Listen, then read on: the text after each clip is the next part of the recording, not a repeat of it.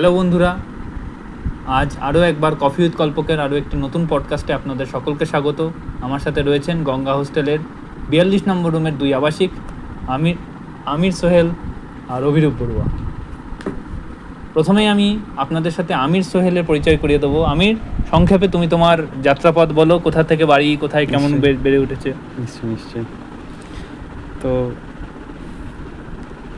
নমস্কার শ্রোতাবৃন্দ, যারা আমাদের দেখছো বা দেখছেন, সম্মানীয় সকলকে আমার আন্তরিক নমস্কার, ভালোবাসা, সালাম জানিয়ে আমি শুরু করছি। আমার নাম আমির সোহেল এবং আমার বাড়ি হচ্ছে মালদা। আমার গ্রামের নাম হচ্ছে বলরামপুর। ছোট্ট একটা হ্যামলেট টাইপ গ্রাম বলতে পারেন। যোগাযোগ ব্যবস্থা খুব খারাপ হলেও মানুষজন খুব ভালো আর কি। ওই আমার ছোট্ট গ্রামের পাশ দিয়ে একটা নদী বয়ে গেছে, মহানন্দা নদী তার নাম। এটি ওল্ড মালদা ব্লকের অন্তর্ভুক্ত এবং সেখানে আমার বড় হয়ে ওঠা। সেই নদীর ধারে খেলে ধুলে কাদা মেখে আমার বড় হওয়া। গ্রামের স্কুলে আমার পড়াশোনা এবং এইভাবেই দেখছেন আজ আমাদের কল্পকবাবুর পাশে বসে আছি আমি। কল্পক তো অন্যরকম একটা মহান চরিত্র আর কি। ওর ইন্ট্রোডাকশন পরে একদিন দেব।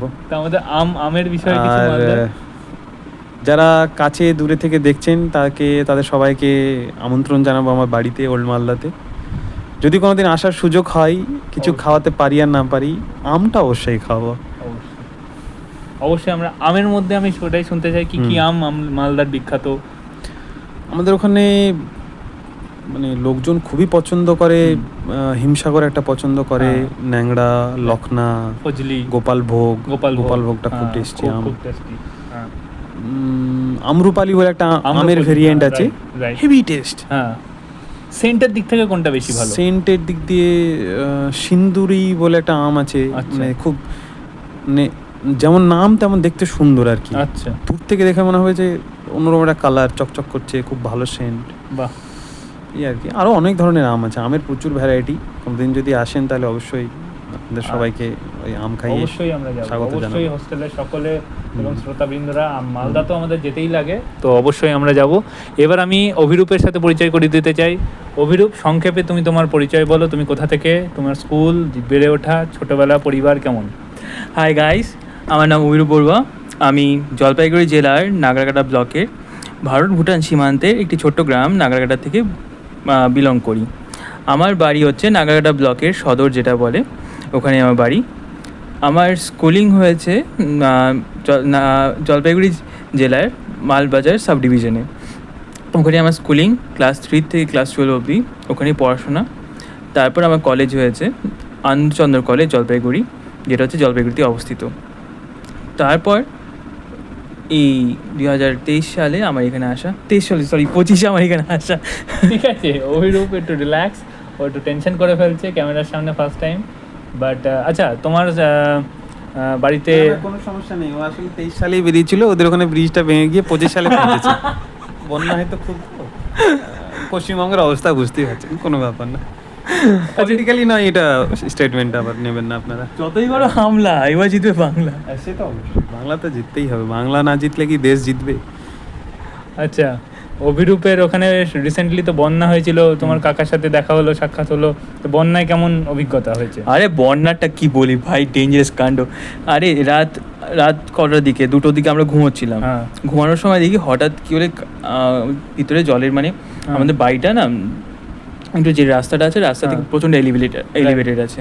তো ব্যাপারটা হচ্ছে কি, যখন আমরা রাত 2টোর সময় ঘুমোচ্ছিলাম, হঠাৎ দেখলাম কি বাড়ির কাকা ঠাকা সবাই ডাকছে। কি ব্যাপার, দেখি জল জমে গেছে, মানে ছাদের ফুটোর মধ্যে জল জমে গেছে। তার জন্য কি হয়েছে, বৃষ্টি পড়ছিল, বৃষ্টির জলগুলো সব ছাদ দিয়ে আমাদের গ্রাউন্ড ফ্লোরে আসছিল।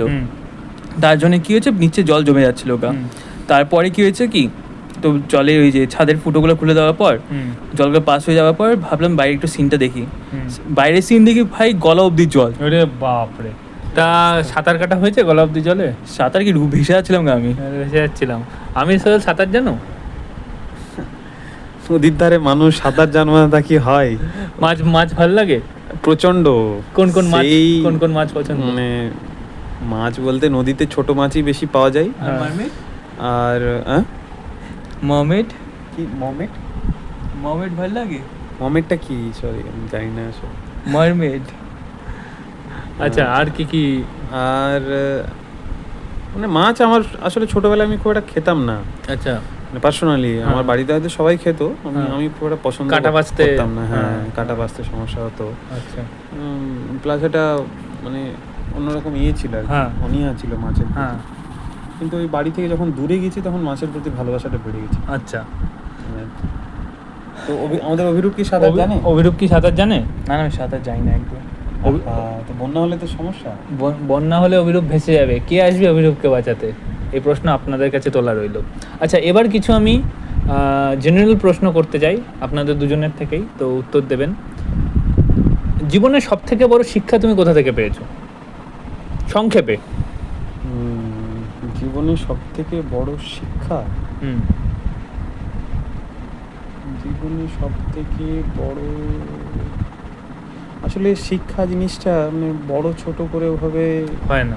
হয় না। হুম বিভিন্ন কাহিনী, বিভিন্ন ইনসিডেন্ট, বিভিন্ন জায়গা থেকে বিভিন্নভাবে শিক্ষা পাওয়া। হুম হয়তো কোনো দিন মায়ের শরীর খারাপ, রান্না করেনি, সেখান থেকে শিক্ষা পেলাম যে ছেলে হওয়ার পরেও আমাকে রান্না করাটা জরুরি, হুম, শিখতেই হবে। ঠিক মানে সার্ভাইভ করার জন্য এগুলো বেসিক ফিচার। ঠিক। হতে পারে আমি নদীতে প্রথমবার গিয়েছি, হুম মা হয়তো একটু দূরে চলে গেছেন, আমি হয়তো ডুবন্ত অবস্থা, তখন মনে হচ্ছে যে না, সাঁতার কাটাটা নেসেসারি। শিক্ষা তো ছোট ছোট বিষয়গুলো সব থেকে বড় বলে কিছু হয় না। এইভাবে আমি কোনোদিন ভাবিনি আসলে সব থেকে বড় শিক্ষা কি হতে পারে। হ্যাঁ, একটা আমার হঠাৎ করে মনে পড়লো, প্রথম প্রেমিকা যখন জীবন থেকে গেছে এটা সকলের জন্য তখন বিরাট শিক্ষা দিয়ে গেছে, একটা বিরাট ওথল শিক্ষা পাথাল করে দিয়েছে, হ্যাঁ, একদম ওথল পাতাল করে দিয়ে আমার ভিতরকে ভেঙে আবার নতুন ভেঙে করে গড়েছে।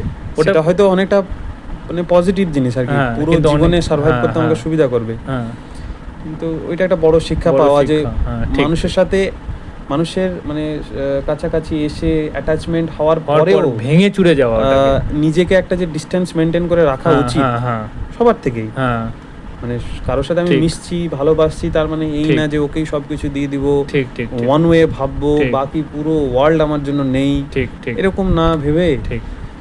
সকলের এক্সিস্ট সাথে করা হ্যাঁ, উইদাউট দ্যাট পারসন ঠিক, ঠিক, অলসো, ঠিক, একদম মানে এটা পজিটিভলি। পজিটিভলি, হ্যাঁ। এক্স্যাক্টলি। এমন না, মানুষকে ভালোবাসো, প্রত্যেকটা মানুষকে যে যেরকম সম্পর্কের হয় সবাইকে সম্মান করো, তার সাথে সাথে নিজেকে ভালোবাসাটা সব থেকে জরুরি। এবং আমি অ্যাজ আ ইন্ডিভিজুয়াল কি করে আমি ভালো থাকবো, ঠিক। এবং আমি না ভালো থাকলে আমি সবাইকে ভালো রাখতে পারবো না। রাইট। তো তো এটা কিন্তু একটা সত্যি খুব শিক্ষা। বড় কথা বললো। এটা অর্ধেক মানুষ, আপনারা জানেন কি জানেন না জানি না, অর্ধেক মানুষ মানসিক স্বাস্থ্যে ভুগছে। ভারতবর্ষের পরিমাণ বাড়ছে, নিউক্লিয়ার ফ্যামিলি যত হচ্ছে বাড়ছে, সম্পর্ক ভেঙে পড়ছে। অনেক ক্ষেত্রেই দেখা যাচ্ছে যে বিয়ের খুব তাড়াতাড়ি ডিভোর্সে পরিণত হচ্ছে। তো তার ক্ষেত্রে কিন্তু এই জিনিসটা বললো যে ডিট্যাচমেন্টটা, অ্যাটাচড অলসো ডিট্যাচড, তো এই জিনিসটা খুব ভালো। এবার অভিরূপের কাছে যাব। সফলতা তোমার কাছে কি? সফলতা তোমার কাছে আসলে কি? অভিরূপের বড় শিক্ষাটা তো আমরা শুনতে চাই। অভিরূপের কাছে যা শুনবো পরে, আগে সফলতার বিষয়টা জানতে চাই। তোমার কাছে সফলতার ডেফিনেশন কি? Nothing which gives you mental peace. আচ্ছা, এনিথিং যেটা তোমাকে Anything. মেন্টাল পিস দিবে, আচ্ছা। যেটা তোমার ফ্যামিলিকে খুশি রাখবে, হ্যাঁ। যেটা তুমি যেটা চাচ্ছ, মানে তুমি যেটা মানে তুমি না পেলেও কিন্তু ওটা তোমাকে মেন্টালি পিস দেবে, আমার জন্য ওটাই সফলতা। তুমি কি মনে করো যে মানুষ নিজের ভাগ্য নিজেই তৈরি করতে পারে? অবভিয়াসলি, যেমন অনেক সময় আগে একটা অ্যাস্ট্রোলজার না কে নেপোলিয়নকে বলেছো তোমার হাতে শিরা এই দাগটা নেই, তার জন্য তুমি বিশ্ব জয় করতে পারবে না। ও সঙ্গে সঙ্গে বলেছিল আমি ছুরি দিয়ে হাতটা কেটে একটা দাগ করে বলে এই দাগটাও তৈরি গেছে, now will conquer the world. বাহ, ও নিজের কনকিউর করে নিল। আচ্ছা। জীবনে ব্যর্থতার কতটা প্রয়োজন? ব্যর্থতা ইজ ডেফিনেটলি নেসেসারি, বিকজ আমরা পড়ে আসি কি failure is the next step toward success. যদি ব্যর্থ না হয় তাহলে মানুষটা যে সফলতা যে অর্জন করার ওই স্বাদটা আর পাবে না।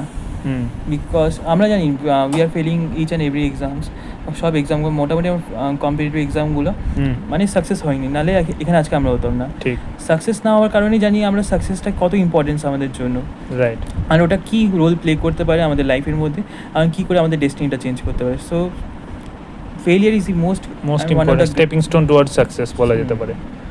তোমার কাছে আবার ফিরে আসবো আমি। নিশ্চয়ই। একা থাকা আর একাকিত্ব দুটোর মধ্যে আসলে পার্থক্যটা কোথায়? একা থাকা এবং একাকিত্বটা খুব লোনলিনেস আর সলেমনিটি যেটাকে বলা হয়, হ্যাঁ হ্যাঁ নেগেটিভ, হ্যাঁ জিনিস। আর একা থাকা তো কখনো একাকিত্ব ভুগেছো? মনে হয়েছে যে সব প্রচুর মানুষই মানুষের মধ্যে একাকিত্ব রয়েছে, মানে হোস্টেলে এত লোক রয়েছে তবুও একাকিত্ব রয়েছে, এরকম মনে হয়েছে কখনো? সব মানুষই ভোগে নিজের হ্যাঁ। জীবনে কোনো না কোনো একটা পর্যায়ে, সব মানুষই একাকিত্বে ভোগে। হুম, এবং এই জিনিসগুলো না আসে বিভিন্ন ধরনের সিচুয়েশন থেকে। হুম, আর একা থাকা তো সব মানুষের জন্য দরকার হুম। আর কি।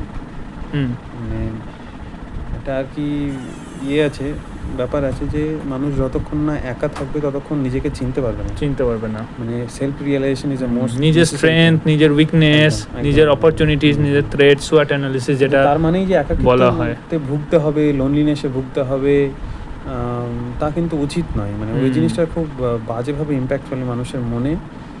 আর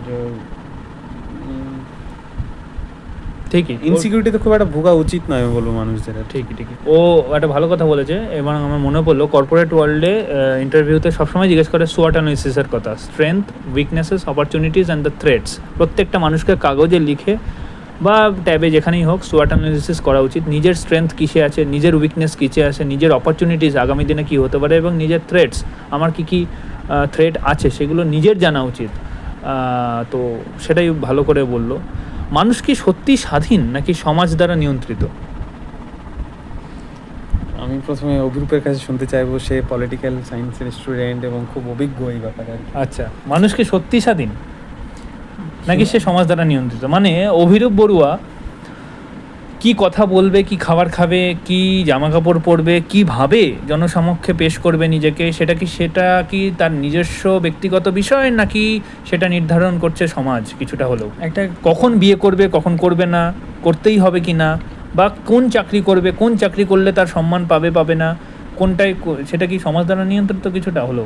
একটা ফিলসফার, একটা পলিটিক্যাল সায়েন্টিস্ট বলে গেছে, human is an social animal. Hmm, তো এর দ্বারা বোঝা যাচ্ছে কি আমাদেরকে একটা সামাজিক পশু হিসাবে চিহ্নিত করা হচ্ছে। হুম, ব্যাপারটা হচ্ছে কি, আর উই আর সোশ্যাল অ্যানিমেল যদি কোশ্চেনটা করা হয়, হুম, তাহলে আমি একটা ভিউ ড্র করতে চাই, yes we are the social animal. Hmm. কারণ বিকজ আমরা কখন বিয়ে করব, আমরা কি খাবো, কি করব, কি ছোটোবেলা থেকে এটা আমাদের মা বাবা আমাদেরকে নির্ধারিত করে দেয়, হুম, যেটা আমরা এটা করতে হবে, এই বয়সে বিয়ে করতে হবে। হুম। যখনই তুমি ওই জিনিসটাকে মানছো না, hmm. You will be treated as an rebel, okay, যেটা গ্রিক সোসাইটিতে আগের থেকে হতো, হুম। সোশ্যাল কন্ট্রাক্ট থিওরির আগের থেকে। হুম, তো ব্যাপারটা হচ্ছে কি, এখন যে কোশ্চেনটা করা হয়েছে কি আমরা সমাজ দ্বারা নিয়ন্ত্রিত, ইয়াস। কী হবে যদি আমরা সমাজ দ্বারা নিয়ন্ত্রিত না হই? Hmm. Will be treated as rebel, will be taken as outsider, will be treated as বহিরাগত। Okay, that is the thing.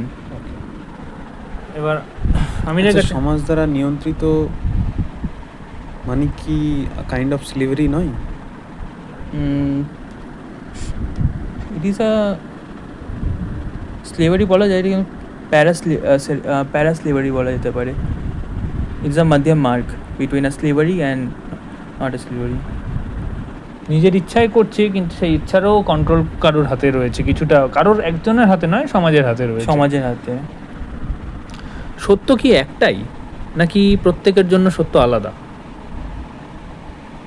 খুব ভালো প্রশ্ন। সত্য একটাই, হ্যাঁ, এবং খুঁজে পাওয়ার পথ অনেক। খুঁজে বার কর। প্রত্যেকটা মানুষের খুঁজে পাওয়ার পথ, মানে সত্যকে খুঁজে পাওয়ার পথ আলাদা আলাদা, হুম। বিভিন্ন ধরনের পথ হতে পারে, বিভিন্ন ওয়েতে সেই জিনিসটা খুঁজে পেতে পারে, কিন্তু সে আলটিমেটলি ঘুরে ফিরে এদিক ওইদিক গিয়ে ওই একই একটা স্থানেই জায়গায় পৌঁছাবে। একদম একদম। আচ্ছা অভিরূপ, তুমি কি মনে করো প্রযুক্তি মানুষকে কাছে এনেছে না কাছ থেকে দূরে সরিয়ে দিয়েছে? মানে আমি উদাহরণ দিয়ে বলতে চাইছি যে ধরো হোস্টেলে রয়েছি, দুজনে পাশাপাশি বসে রয়েছি, মোবাইল নিয়ে চ্যাট করে যাচ্ছি, ভিডিও কল করে যাচ্ছি, দূরে সরে রয়েছি, পাশাপাশি থেকেও দূরে। নাকি ভিডিও কলের দরুন আমেরিকা, কেউ হচ্ছে পেনসিলভেনিয়া, কেউ সুইজারল্যান্ডের সাথে ভিডিও কলে ব্যস্ত, তো দূর মানুষকেও কাছে আনতে সাহায্য করেছে। কি মনে হয় তোমার? আমার মতে টেকনোলজি আমাদেরকে দূর করেনি। জাস্ট লাইক টেকনোলজি আমরা technology is a human creation, যেটা তৈরি করা ছিল with a positive mindset. But the thing which make us different, যে আমাদেরকে দূরে সরিয়েছে, which took us apart, that is the human being itself. ওদের গ্রিড, ওদের যে ভিতরে যে গ্রিড, ওদের ভিতরে লালচা, ইনক্লুডিং ওদের ভিতরে যে নেগেটিভ গুণগুলো আছে, বিকার যেটা বলা হয় আমাদের গ্রন্থে, ওগুলো জিনিস ওই একটা মানুষকে দূর করেছে, নাকি ওদের টেকনোলজি। আমরা অ্যাজ আ মিডিয়াম হিসাবে টেকনোলজিকে দোষ দিই, but that is not a thing. Technology আসছে আজকে বা কাল থেকে, কিন্তু যে এটা মানুষকে দূর করার যে ষড়যন্ত্র, মানে অ্যাজ আ টেন্ডেন্সি, এটা চলে আসলো হচ্ছে এই দ্রৌপদী ত্রেতা আর কি বলে কলিযুগের শুরুর থেকেই। রাইট। সুখ কি একটা স্থায়ী নাকি একটা ক্ষণিক অনুভূতি? কখনো জীবনে সুখ অনুভূতি হয়েছে? অসংখ্যবার হয়েছে নিশ্চয়ই। কখনো একটা ভালো মিষ্টি খেয়ে সেটাতেও সুখ লাগে, কখনো কারোর সাথে ভালো গল্প করে, কখনো কারোর সাথে খেলে, কখনো জীবনে সাকসেস অ্যাচিভ করে সুখ তো হয়েছে। তো এটা কি স্থায়ী না ক্ষণিকের অনুভূতি? এমনি সাধারণ মানুষ হয়তো সুখটাকে মানে ক্ষণিকের অনুভূতি হিসাবে মানে পেয়ে থাকে, কিন্তু সুখের যদি আমরা মানে জিনিসটাকে খুব বিশ্লেষণ করতে যাই, তাহলে সুখটা তো স্থায়ী। এবং যে মানুষ তার সারা জীবনে একবার যদি সুখকে অ্যাচিভ, মানে আলটিমেট যে ট্রু হ্যাপিনেস সে যদি অ্যাচিভ করে ফেলে, তাহলে তার ভালোতে খারাপে সবইতে সে কুল কাম মাইন্ডেড থাকবে, সে শান্ত থাকবে, সে লোকের ভালো করার কথা ভাববে। কোনো একটা খারাপ পজিশনে বা কোনো একটা খারাপ সিচুয়েশনে পড়লেও সে সেখান থেকে পজিটিভলি বেরোনোর চেষ্টা করবে। সামনে কোনো মানুষকে যদি দুঃখে দেখে, কষ্টে দেখে, সেখান থেকে বের করার চেষ্টা করবে। তো সুখ তো স্থায়ী হওয়া উচিত। এবং ওই অ্যারিস্টটল, অভিরূপ মনে হয় ভালো বলতে হবে, অ্যারিস্টটল বলে গেছেন happiness is ultimate aim, I think, right? মানুষের জীবনে তো সুখটাই আলটিমেট এম। এবার সুখ সে কি করে প্রাপ্তি করছে সেটা দেখার বিষয়। সেটা মানে সেটা সৎ পথে, অসৎ পথে, আইনি পথে, বেআইনি পথে, সেই জিনিসটা ভাবার বিষয় আছে। তো সুখ সত্যি আলটিমেট এম। কখনো হতে পারে যে কারণ জনসেবা করেও সুখ হতে পারে, কখনো হতে পারে যে সামান্য কিছু খাদ্য গ্রহণ করে বা কোনো কিছু ঘুরতে গিয়ে সেটাও সুখ হতে পারে।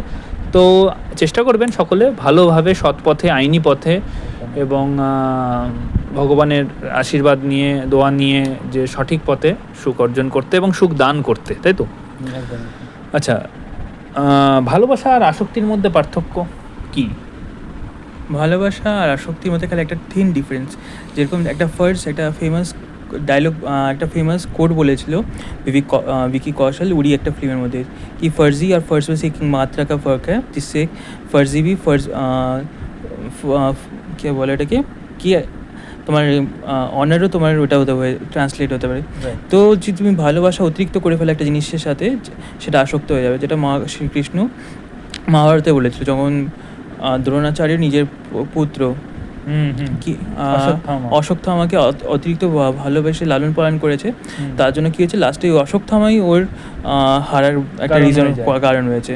সো একটা ভালোবাসা আর যে আসক্ত, ওটার মধ্যে একটা থিন ডিফারেন্স, একটা থিন লাইন আছে। যদি লাইনটা ক্রস হয়ে যায়, তাহলে সেটা আসক্ততে পরিণত, উইচ উইল ড্যামেজ ইউরসেলফ। আচ্ছা, একটি সম্পর্ক টিকিয়ে রাখার জন্য কি কি বিষয় খুব গুরুত্বপূর্ণ ভূমিকা পালন করে? তার আগে আমি জিজ্ঞেস করবো, সম্পর্কটা কী ধরনের সম্পর্ক? হ্যাঁ, এটা খুব ভালো কথা বলেছে, কারণ সম্পর্ক ভাই বোনের, মা বাবার, বন্ধু বান্ধবের এবং হাজব্যান্ড ওয়াইফের সম্পর্ক বলতে আমরা চট করে হাজব্যান্ড ওয়াইফ মনে করি। ধরুন হাজব্যান্ড ওয়াইফ, কারণ আমরা এখন প্রত্যেকেই এমন একটা পর্যায়ে এসেছি যেখানে আর কিছু বছরের মধ্যে সকলেই বিয়ে করবে, জীবন এগোবে অন্যভাবে। তো হাজব্যান্ড ওয়াইফের সম্পর্কের ক্ষেত্রেই ধরে নিচ্ছি আমরা। আচ্ছা, হাজব্যান্ড ওয়াইফ বা বেটার হাফ, প্রেমিক প্রেমিকা হতে পারে? হ্যাঁ, অবশ্যই অবশ্যই। তো যারা প্রেম করছো বা করছেন, বা যারা বিবাহিত, যারা ডুবে ডুবে জল খাচ্ছে তাদের জন্য, সবার জন্য, মানে যাদের একটা আছে তাও আরেকটা চুকচুকানি আছে তাদের জন্য না, এটা তো খুব একটা ভালো মানে ইয়ে না। অনেকে আছে এই গঙ্গা হোস্টেলেই, রিসেন্টলি সংখ্যাটা আরও বেড়ে গেছে। সংখ্যাটা বাড়বে, দিন দিন বাড়বে, এই সোশ্যাল মিডিয়াতে সব দেখে দেখে না ইনফ্লুয়েন্স হয়ে যাচ্ছে। তো যাই হোক, যারা বিবাহিত আছেন আপনারা তো আমার থেকে বেশি বুঝছেন আর কি সিচুয়েশনটা। আমি এখনও বিবাহিত নয়, আমি এখনও সিঙ্গেল। কেউ যদি থাকেন তাহলে, যাই হোক, ওই বিষয়ে যাচ্ছি না। তো দুটো সম্পর্ক টিকিয়ে রাখার যদি একটা চাবিকাঠি কেউ বলতে চাই, সেটা হচ্ছে একে অপরকে বোঝা, আন্ডারস্ট্যান্ডিং ইজ মেন থিং। যতক্ষণ না মেল ফিমেল বা কাপলের মধ্যে একে অপরের প্রতি আন্ডারস্ট্যান্ডিং থাকবে না, একে অপরকে বুঝবে না, তার বিভিন্ন ধরনের সিচুয়েশন, মুড, ভালোবাসা, রাগ, ঝাল, আবেগ, কিসে তার ভালো কিসে তার ক্ষতি, সব কিছু নিয়ে যদি একটা দুজনের মধ্যে বোঝা বা আন্ডারস্ট্যান্ডিং জিনিসটা না থাকে, তাহলে সম্পর্ক টেকা খুব চাপের ব্যাপার। যদি সেটা থেকে যায় বা যদি সেটা একবার ডেভেলপ হয়ে যায়, এটা ডেভেলপ হতে সময় লাগে ঠিকই, কিন্তু একবার যদি ডেভেলপ হয়ে যায় দুটো কাপলের মধ্যে, ওদের মতো কংক্রিট রিলেশন পাওয়া খুবই অসম্ভব এবং তাদেরকে ভাঙা যাবে না। তাদের হতে পারে, সব মানুষই হয়, দুজন একসাথে থাকলে একটু কথা কাটাকাটি, আটঘাট লাগতেই থাকে। সে তো পাশের ঘরে আমাদের পাড়ুই থাকে, ঠিক ঠিক ঠিক ঠিক, হ্যাঁ, কিছু সে তো স্বাভাবিক, হিউম্যান নেচার। একসাথে থাকবো তখন কারো কিছু নিয়ে ক্রিটিসাইজ করব, কারো কিছু প্রেজ করব, এগুলো তো হয়েই থাকে। কারো কিছু ভালো লাগবে, কারো কিছু খারাপ লাগবে, তবে এরকম হয় না যে শুধু খারাপই লাগবে। হ্যাঁ, কিন্তু লং টার্মে যখন আমি বলবো, তো একটা মানুষ যদি আরেকটা মানুষের মানে ভিতরটাকে বুঝে যায়, তাহলে সে তার সাথে লাইফ টাইম থাকতে পারবে আর কি। আচ্ছা, ভালো কথা বলেছে, ভালো উত্তর দিয়েছে। আচ্ছা অভিরূপ, কখনো কি জীবনে এরকম হয়েছে যে right person at wrong time?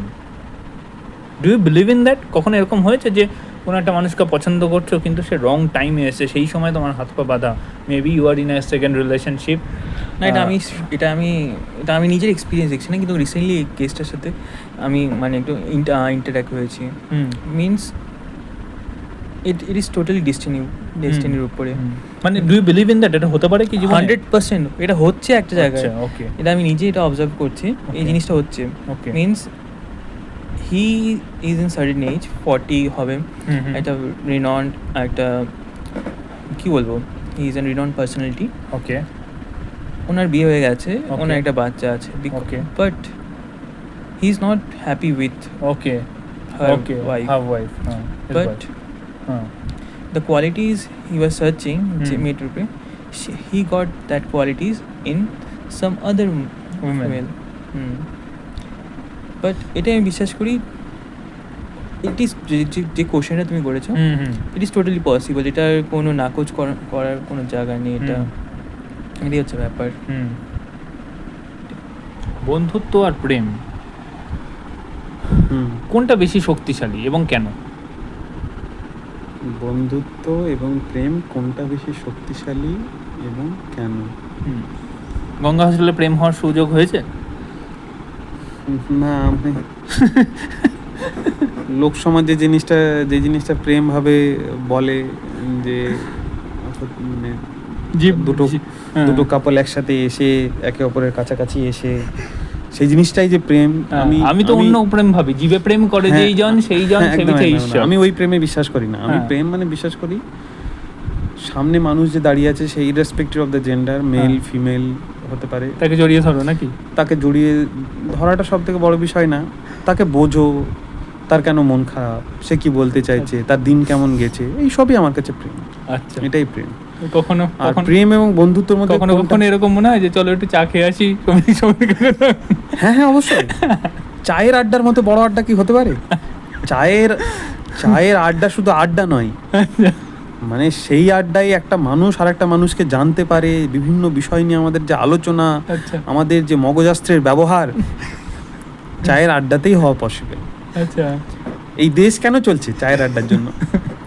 দেশের প্রধানমন্ত্রী চালাচ্ছে কে? চায়ের আড্ডা থেকে। এই চায়ের আড্ডাতেই বোঝা যায় তোমার বন্ধু কত দানবীর। ঠিক, মানে বিল ভরছে কিনা। ঠিক, একদম। এবং এরকম কি হয়েছে যে ছিল, ফিরে যাচ্ছি আমি, বন্ধুত্ব এবং প্রেমের মধ্যে কোনটা বেশি শক্তিশালী? অবশ্যই বন্ধুত্ব, কারণ বন্ধুত্বের মধ্যে প্রেম লুকিয়ে আছে। আরে বাহ! ব্রেকআপ থেকে মানুষ কি শেখে? সবসময় কি ব্রেকআপ শিক্ষা দেয় নাকি কখনো ভেঙে চুরমার করে দেয়? এটা ডিপেন্ড করে পার্সোনালিটির উপরে। একটা যে ছেলে, যে এই একটা জিনিস বোঝা যায়, এই ওয়ার্ল্ডটা হচ্ছে একটা স্ট্যাটিক না, এই ওয়ার্ল্ডটা হচ্ছে একদম ডাইনামিক। এখানে লোক আসবে যাবে। উইলিয়াম শেক্সপিয়ার একটা কবিতা আছে, দ্য 7 Ages, উনি ওখানে ফার্স্ট একটা জিনিস বলেছেন, all the world a stage and all the man and women mainly players. They have their exits and entrances and one plays severe role just like 7 ages. So এখানে বোঝা যায় তোমার লাইফে লোক আসবে যাবে, কিন্তু তুমি যদি ওই লোকটাকে যদি ধরে রেখে দাও, he will give you pain. Okay okay. আর বুদ্ধিজম বা ভগবান বুদ্ধ একটা জিনিস বলে গেছে যে the main reason of women the world is full of sorrow, right, and the main reason for a sorrow is a desire and attachment, right. তুমি যদি একজনের সাথে অ্যাটাচ হয়ে থাকো সব সময়, তুমি যদি ভেবে রাখো কি ও কখনো ছেড়ে যাবে না, then it will give you pain, আর কেউ এটাতে ভেঙে যায়গা, রাইট। আর কেউ এটা থেকে অনেক শিক্ষা নিয়ে আগে টোটাল কমপ্লিট পার্সোনালিটি ট্রান্সফর্ম হয়ে যায়গা। রাইট। আচ্ছা আমির, আজকের সমাজে সাফল্য কি বেশি ওভার হাইপড? বলা যেতে পারে। আসলে মানে আইএস আইপিএস হয়ে যাওয়া ক্ষেত্রে হলেও একদম রিলস বেরোচ্ছে, মালা পরে, গাড়ি পরে, সমস্যাটা ওইখানে এসে যবে থেকে এই যে ডিজিটালাইজেশন হয়েছে পুরো ওয়ার্ল্ডে। হ্যাঁ, হাম শাহেনশাহ বাদশাহ না কি বলে গান চলছে ব্যাকগ্রাউন্ডে, গান চলছে। হ্যাঁ, মানুষ না আইপিএসরা যখন ট্রেনিংও, আমি আইপিএসদের ছোট করছি না, বাট আইপিএস আইএসরা জাস্ট ট্রেনিং হয়েছে, জাস্ট ট্রেনিং থেকে বেরিয়েছে, ফিল্ড ডিউটি হয়েছে, তারা 2-4টে ক্যামেরা নিয়ে, 10-15টা ক্যামেরা নিয়ে রোডেও হচ্ছে আইপিএসরা অনেক জায়গাতেই দেখা যাচ্ছে যে রোডে নাকা চেকিং করছে, তো সেখানে 15খানা ক্যামেরা রয়েছে, ধমক দিচ্ছে, সেটাও ভাইরাল হচ্ছে, নিয়ে তার বাড়িতেও ইডি রেড হয়েছে, দিয়ে এও কেস খেয়েছে। তো এগুলো কি ওভার রাইট? কি ওভার রাইট বলা যেতে পারে। আসলে আমাদের, আমি ইন্ডিয়ান সোসাইটির ক্ষেত্রেই বলছি, ইন্ডিয়ান সোসাইটিতে মুভি বলো, সিনেমা আর্টিস্ট, সেম সিনেমার বলো, এর একটা প্রভাব এত বেশি আছে। আর আফটার ধরো নেতা মন্ত্রীদেরও না, আফটার 2010 এর পরে বলো, সোশ্যাল মিডিয়ার যে হাইপ, সোশ্যাল মিডিয়ার যে ইউজেস এত মানে হিউজ ব্যাপকভাবে বেড়েছে। সবার হাতে phone, irrespective of the family বা এজ, ছোট বাচ্চা থেকে শুরু করে বয়স্ক মানুষ পর্যন্ত সবাই রিলস দেখছে, সবাই ইউটিউবে ভিডিও দেখছে, এবং মানুষের থট প্রসেস, মানুষের চিন্তা ভাবনা, মানুষের কথা বলার ধরন, মানুষের কিভাবে ভাববে, কিভাবে মানে each and everything, voting behaviour, right, সব কিছু ইনফ্লুয়েন্স হয়েছে মিডিয়া দ্বারা, সোশ্যাল মিডিয়া দ্বারা। আর তুমি যে বললে সফলতাটা, বন্ধুত্ব করবো কার সাথে, কার সাথে করবো না, কোনটা নেব কোনটা নেব না, সবকিছু। তো এইসব করতে গিয়ে মানে চোখের সামনে সবসময় এই যে একটা ডিজিটাল ডিভাইস দেখে দেখে দেখে দেখে মানুষ রিল আর রিয়েল লাইফটার পার্থক্য করতে কোথাও না ভুলে গেছে। পরের প্রশ্নটা আমার এটাই ছিল যে আমি এটা একসাথেই যুক্ত করে দেবো তখন, যে সোশ্যাল মিডিয়া কি আমাদের আসল পরিচয়কে বদলে দিচ্ছে? যে আমির সোহেল সোশ্যাল মিডিয়ায় আর আমির সোহেল রিয়েল লাইফে, এটা কি বদলে দিতে পারে? মানে পিআর টিম এমন ভাবে প্রমোট করতে পারে আমির সোহেলকে কি আমির সোহেল একটা অন্য মানুষ হয়ে যেতে পারে? বদলে দিতে পারে হয়তো 100% না পারলেও 80%, 70% ইনফ্লুয়েন্স মানে পারে। ভোটের আগে, যদি আমি ভোটের উদাহরণ দিয়েই বলছি, আমির সোহেলের হয়ে এমন প্রচার হলো, পজিটিভ নেগেটিভ দুটোই হতে পারে, যে সেটা জনসমক্ষে ব্যাপক প্রভাব পড়লো, মানুষ ভোট দিল বা মানুষ বিপক্ষে ভোট দিল, যাই করে থাকুক, কিন্তু বাস্তব আমির সোহেল সেটা নয়। এটা হতে পারে কি? হতে পারে, হ্যাঁ, পজিটিভ নেগেটিভ দুভাবেই হতে পারে। মানুষের কোনো মানুষকে নিয়ে চিন্তা ভাবনা, মানুষকে নিয়ে ওপিনিয়ন সব সেভ দেওয়া হয় থ্রু সোশ্যাল মিডিয়া। এবং আমরা কোনো মানুষকে ভালো বলছি কারণ ওই মানুষটা সম্বন্ধে ওর মানে ব্যাকে যে পিআর টিম আছে সে আমাদের দেখাচ্ছে, সে রিলস লাগাচ্ছে, সে ওই রকম ব্যাকগ্রাউন্ডে মিউজিক দিচ্ছে, মানে এগুলো সব রিসার্চের বিষয়। মানে যারা হয়তো করছে তারা অনেক রিসার্চ করে, অনেক ইনভেস্ট করে এসব করছে। এবং আমাদের একটা সাধারণ মানুষের মাইন্ডকে এতটা ইনফ্লুয়েন্স করছে যে আসলে সেই লোকটা তো মহান লোক, হেভি মানে খুব ভালো কাজ করছে, তো ওই লোকটাকে তো তাহলে দিতে হবে, ভোট দিতে হবে, বা ভালোবাসতে হবে, যাই করতে হবে, সম্মান দিতে হবে। আর আদৌ হয়তো ওই মানুষটার জীবনে কি করছে বা করছে না আমরা দেখতে যাচ্ছি না, জানতে পারছি না। তো সোশ্যাল মিডিয়াতে ইনফ্লুয়েন্স করে, মানুষের ব্যাপকভাবে করছে বর্তমানে, তাই তো? আরে রিল আর রিয়েল লাইফের পার্থক্যটা ভোলার কারণে না সোসাইটিতে অনেক নেগেটিভ জিনিস আজকাল দেখা যাচ্ছে। যেমন ধরো খুব ছোট বয়সে হাতে ফোন পেয়ে গিয়ে প্রেম করাটা খারাপ বলছি না আমি, কিন্তু প্রেমের জন্য একটা তো বয়স দরকার, অবশ্যই, একটা অবশ্যই, ম্যাচুরিটি অবশ্যই, দরকার। সে অবশ্যই। বাচ্চা ছেলে বা বাচ্চা মেয়ে বুঝতে না পেরে হয়তো কোনো চক্রে জড়িয়ে চক্রে পড়ছে, জড়িয়ে হ্যাঁ পড়ছে, হ্যাঁ, ট্রাফিকিং trafficking হচ্ছে। অবশ্যই আমরা এসব বর্ডার না এরিয়ায় প্রচুর- থাকি, তো এখানে হ্যাঁ, ট্রাফিকিং একটা বিগ ইস্যু। প্রচণ্ড নেগেটিভ কনসিকুয়েন্স আছে এর। ঠিক ঠিক ঠিক। তো এসব দেখা উচিত আমাদের as a good citizen. Right right. তরুণ প্রজন্মের কাণ্ডারি যেহেতু আমাদের অভিরূপ, তো অভিরূপকে তরুণ প্রজন্মের কথা বলবো। তরুণ প্রজন্ম কি আগের তুলনায় বেশি কনফিউজড, কি মনে হচ্ছে?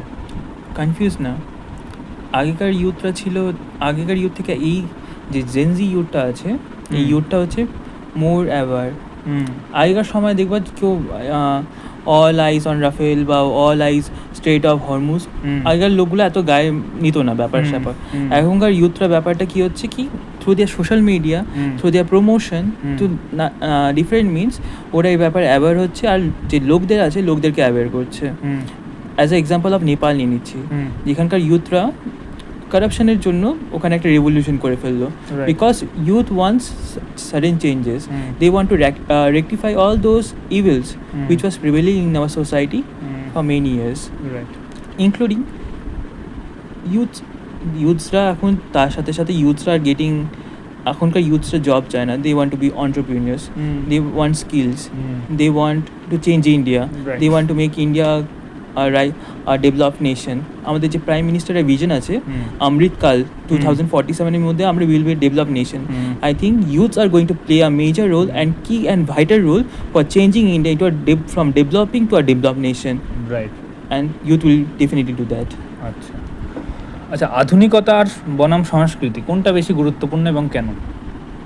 Modernization and culture, দুটোই important, because without a culture we can't embrace modernity. কেন এই কালচার ছাড়া আমরা কখনো একটা মডার্নিটিকে টানতে পারবো না। ঠিক। সো কালচার অ্যান্ড মডার্নিটি দুটোই লাগবে। একটা মানুষকে বোথ কালচারালি ফিট হতে হবে, ইনক্লুডিং মডার্ন থাকতে হবে। যে জাস্ট লাইক আমরা যে ইয়াশ রাজ ফিল্মগুলো দেখি, কবি খুশি কবি গম, যে ওখানে কি দেখানো হয়েছে, জাস্ট কি করে একটা ফ্যামিলি মডার্ন হতে পারে, তার সাথে সাথে কালচারালি অ্যাক্টিভ হতে পারে, Right. যেটা আমরা ইয়াশ রাজ ফিল্ম ওয়াইআরএফ ফিল্মের মধ্যে ডেপ্লিট করতে পারি, পেয়ে Right, যাচ্ছি। right. আচ্ছা আমির, ক্যান্সেল কালচার এটা এখন শুরু হয়েছে। ক্যান্সেল কালচার কি ন্যায়সঙ্গত? Explain করলে ক্যান্সেল ভালো হয়। কালচার হচ্ছে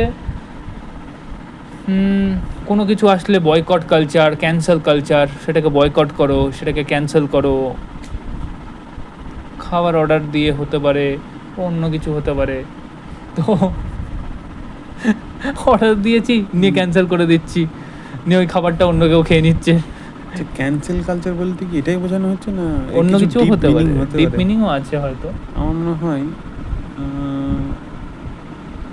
আসলে আচ্ছা, বয়কট কালচার এই বলা হোক। বুঝলাম, আমাদের সমাজটা না এইভাবে মানে পরিকাঠামো এত স্ট্রং হয়ে আছে। হ্যাঁ, বা কোনো ছেলে ধরো হচ্ছে বুঝলাম, আমাদের এখানে বুঝলাম। কোনো খেলা হুম, হচ্ছে, হুম, কোনো হুম, ছেলেকে বয়কট করা হবে, মানে ভাবে আমরা আমাদের বড় হয়ে ওঠা বা আমাদের আমি একটা অ্যাড Society- করতে চাই, হ্যাঁ, সরি নিশ্চয়ই। ডিস্টার্ব করছি। এই বয়কট কালচার কিন্তু আমরা ভারতবাসীরা ইউজ করেছিলাম 1942-এ, ঠিক ঠিক ভারত ছাড় না, তার আগে আইন অমান্য অসহযোগ আন্দোলনের সময়ও যে আমরা বয়কট করব বিদেশি পণ্য, সেই বয়কট কালচারই কিন্তু আজকের বয়কট কালচার অন্যভাবে ধরা দিচ্ছে। যেমন বাংলাদেশিরা ভারত পণ্য বয়কট করছিল, বা আমরাও অনেক ক্ষেত্রে এটা বয়কট করো, ওটা বয়কট করো, ওকে বয়কট করো, এইসব বয়কট করো, অনেক ক্ষেত্রে করছি। আসলে সিম্পলি জিনিসটা কি, বয়কট কালচার কিছুই না, যে কোনো একটা রিজিড স্ট্রাকচারের বিরুদ্ধে আওয়াজ তোলা, যে এই স্ট্রাকচারকে আমি মানবো না, বাংলা কথা এটা।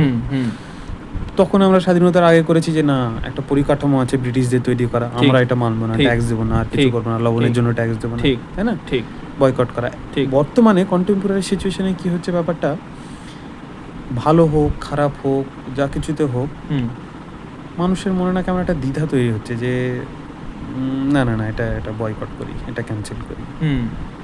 সেটা দেখতে হবে পর্যালোচনা করে হ্যাঁ। কোন বিষয়ে করছে, ভালো হতে পারে খারাপও হতে পারে। যেমন ভালোর ক্ষেত্রে বলা যেতে পারে যে আচ্ছা, কোনো একটা ইন্ডাস্ট্রি তৈরি হচ্ছে যেখানে ক্লাইমেটের প্রচুর পলিউশন করবে আর কিছু করবে, আমরা বয়কট করবো ইন্ডাস্ট্রিকে বয়কট করলে That is a good বন্ধ করলো, good. বন্ধ হলো, গুড ওয়ে অফ বয়কটিং সামথিং, বা ক্যান্সেল কালচার যেটা বলছো। নেগেটিভ হতে পারে যে ধরো না, ওমেনদের রিপ্রেজেন্টেশন কোথাও একটা কম, কেউ একটা চাইছে যে ওমেনের রিপ্রেজেন্টেশন বাড়ুক, সেখানে আমরা বয়কট করছি যে না এটা করতে দেবো না, এটা হতে হবে না। এটা মানে কি, মানে রিজিড স্ট্রাকচারটাকে ভাঙতে দিচ্ছি না। ভাঙতে দিচ্ছে না। মেন ডমিনেটেড সোসাইটি, এটাই থাকতে হবে, মেয়েদের আসতে দেওয়া হবে তো না। আপনার কথা শুনে তো অনেকে আপনার সাথে সমর্থন করবে, বিশেষ করে মহিলাগণ, শ্রোতাগণ। নিশ্চয়ই তো নিশ্চয়ই। তো তারা তো আপনাকে সমর্থন করবে, তাতে তো আপনার পিআর অনেক ইউএসপি বেড়ে যাবে। তো না, এটা ইউএসপি পাড়ার ব্যাপার নয়। তো এটা কি মনের আমি ওই বয়কট কালচারের পজিটিভ এবং নেগেটিভ দুই অ্যাসপেক্টটাতে দেখানোর চেষ্টা করলাম এই আর কি। ঠিক আছে, বাকিটা শ্রোতাদের উপর রইল, তাই তো? টাকা না প্যাশন? টাকা না প্যাশন? আমার মধ্যে বোথ আর নেসেসারি। না, এরকম ডিপ্লোম্যাটিক কেন? Both are necessary. আপনার কাছে ধরুন সত্যি করে 10 কোটি টাকা দেওয়া হলো, আর বলা হলো উল্টো দিকে যে প্যাশন রয়েছে, you can follow your passion, টাকা আমরা পুশ করে দেবো, প্যাশনে যা লাগবে বলুন, তো কোনটা? অবভিয়াসলি টাকায় নিব। টাকাই নেবো। But greedy person. না, দ্যাট ইজ নট গ্রিডি। আমাদেরকে টাকা নেসেসারি নাকি? হ্যাঁ, কিন্তু জাস্ট যদি লাইক মানুষ নিজের প্যাশন ফলো করে, আমার কি মনে হয় না যে থ্রু প্যাশন সে টাকা কোনো না কোনো সময় ইনকাম করে নিতে পারবে, এবং প্যাশন যদি ফলো করে সারা জীবন সে খুশি থাকবে। That is a ultimate aim of a human. না, এখানে আমি একটা ডিফার ড্র করছি, কারণ because we have to think intellectually, আমাদেরকে দিমাগ দিয়ে ভাবতে হবে। Because the world is practical, very much practical. It doesn't care about your passion, your emotion. They want yourself, they want their product, they want their profit, benefit লাগবে ওদের। যদি আমি দেখা যাচ্ছে আমার প্যাশন দিয়ে অতটা অর্জন করতে পারছি না যেটা আমার টাকা আমাকে দিচ্ছে, অবভিয়াসলি আমাকে টাকাটা নিতে হবে। আমাদেরকে রিয়েলিস্টিক অ্যাপ্রোচটা অবলম্বন করতেই হবে যদি আমাদেরকে আগাতে হয় ইন দিস কন্টেম্পোরারি টাইমে। ঠিক আছে, আর লাস্টের দিকে আমরা চলে এসেছি, আর কয়েকটাই প্রশ্ন আছে। অ্যারেঞ্জ ম্যারেজ না লাভ ম্যারেজ, কোনটা বেশি টেকসই? ম্যারেজ জিনিসটা এত ভঙ্গুর যে আপনারা কেউ কিছু মনে করবেন না, আবার তো ঠিক বলা যাবে না যে কোনটা বেশি টিকসই। মানে টিকলে টিকে গেল, না হলে ভাঙলে দুটোই ভাঙার চান্স আছে। আচ্ছা, এই আর কি। কোনটা করার ইচ্ছা আছে ব্যক্তিগতভাবে আমার হ্যাঁ, আমার যদিও ব্যক্তিগত প্রশ্ন জিজ্ঞেস করা উচিত না, তবুও মানে ঠিক আছে, আমি কালেকটিভ সেন্সেই বলছি। কালেকটিভ সেন্সে যে ম্যারেজটা এরকম হওয়া উচিত।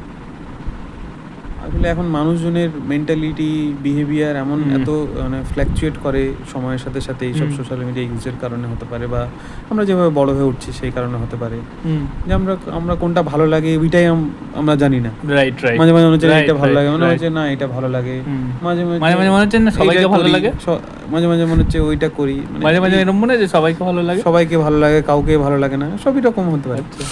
তো সবাইকে ভালো লাগে কি এক একদিন এক একটাকে চা খেতে নিয়ে চলে যাওয়া হতে পারে? না, সেটা তো ভিন্ন বিষয়, ওই বিষয় নিয়ে পরে আলোচনা হতে হবে। আসলে আমির স্যার আমাদের খুব মজার বন্ধু, তো তাই ওর সাথে একটু মজা করা যেতে পারে। আসলে কি বলছিলাম যেন?